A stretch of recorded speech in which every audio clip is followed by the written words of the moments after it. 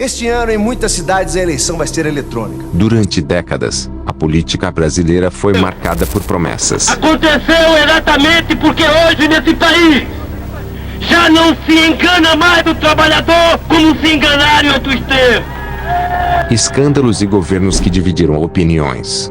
Mas existe um nome que, mesmo sem jamais ter ocupado a presidência da República, continua despertando um enorme debate. O Dr. Enéas Carneiro. Eu não pertenço a essa classe podre. E, exatamente por isso, eu sou diferente de todos eles. Meu nome é Enéas.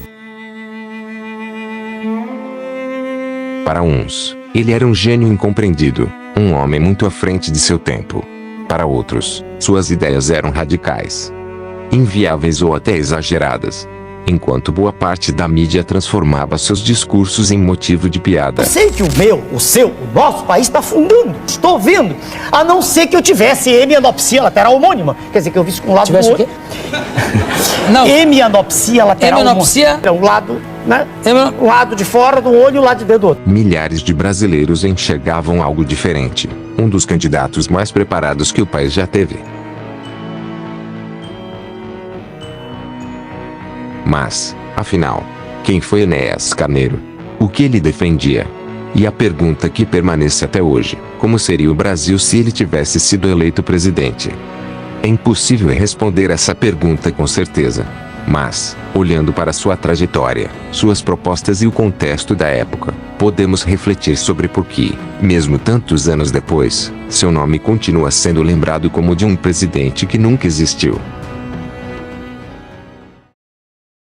Muito antes de entrar para a política, Enéas já havia construído uma trajetória marcada pelo estudo e pela disciplina. Nascido em 1938, no Acre, enfrentou dificuldades desde cedo, mas nunca abandonou aquilo que considerava seu maior patrimônio, o conhecimento. Formou-se em medicina, especializou-se em cardiologia e também atuou como professor universitário. Mas seu interesse não se limitava à medicina. Enéas passava horas estudando temas como física, matemática, filosofia, economia, história, geopolítica e estratégia. Para ele, compreender um país exigia muito mais do que conhecer política. Era necessário entender como ciência, tecnologia, educação, defesa e economia se conectavam. Quem convivia com ele frequentemente destacava a sua rotina disciplinada. O estudo não é um hobby, mas um hábito diário. Seus discursos e entrevistas refletiam essa dedicação, trazendo referências técnicas, argumentos detalhados e uma visão ampla sobre os desafios do Brasil. Foi justamente esse preparo que levou muitos de seus apoiadores a enxergá-lo como um candidato diferente da maioria dos políticos da época. Enquanto boa parte do debate público girava em torno de promessas eleitorais e disputas partidárias, Enéas insistia em discutir projetos de longo prazo para o desenvolvimento do país.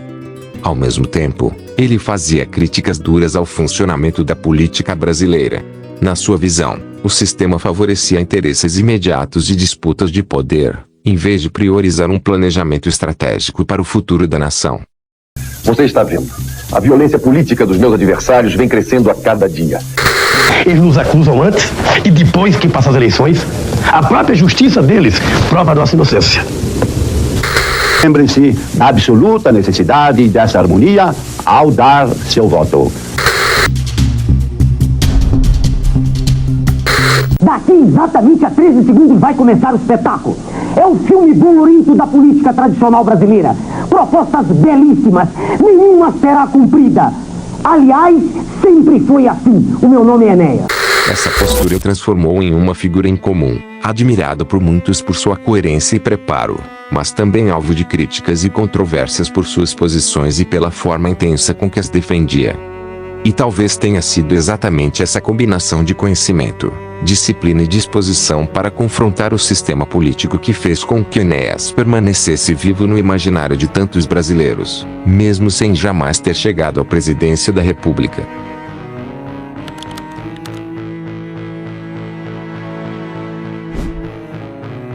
Mas, se Enéas demonstrava tanto preparo, por que ele nunca chegou perto de governar o Brasil? Parte dessa resposta está na forma como ele foi conhecido pela maior parte da população. Na televisão, seu tempo de propaganda eleitoral era extremamente curto. Em algumas campanhas, ele aparecia por apenas alguns segundos. Era nesse pequeno espaço que dizia seu famoso bordão: Meu nome é Enéas! Meu nome é Enéas. A frase entrou para a história e tornou seu rosto conhecido em todo o país. No entanto, muitos argumentam que aquele curto tempo impedia que suas propostas fossem explicadas em profundidade. Absurdo! Em vez de conhecer suas ideias, grande parte do público passou a conhecê-lo apenas pela maneira intensa como falava. Além disso, programas de humor e parte da cobertura da mídia frequentemente enfatizavam seu jeito explosivo, sua voz marcante e sua personalidade forte. Para muitos brasileiros, essa acabou sendo a principal imagem associada ao seu nome. Já seus apoiadores defendem uma visão diferente. Eles acreditam que Enéas foi reduzido a uma caricatura e que suas propostas receberam menos atenção do que mereciam. Na visão deles, o personagem criado em torno de sua figura acabou ofuscando o conteúdo de seus discursos e o preparo que demonstrava em entrevistas e debates. É justamente aí que nasce uma das maiores discussões sobre sua trajetória política. Será que o Brasil realmente conheceu as ideias de Enéas, ou conheceu apenas a imagem que ficou marcada na televisão? Mas afinal, quais eram as ideias que faziam tantas pessoas acreditar que Enéas poderia ter mudado o rumo do Brasil? Diferente de muitos candidatos que concentravam seus discursos apenas em promessas de curto prazo, Enéas defendia um projeto de país. Para ele, o Brasil possuía território, recursos naturais, capacidade intelectual e um povo trabalhador.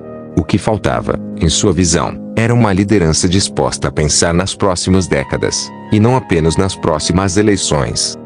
Ele acreditava que nenhuma nação se torna verdadeiramente forte sem investir pesadamente em educação, ciência e tecnologia. Defendia que o Brasil deveria desenvolver sua própria indústria, produzir mais dentro do próprio país e reduzir a dependência de tecnologias estrangeiras. Outro ponto central de seu pensamento era a soberania nacional.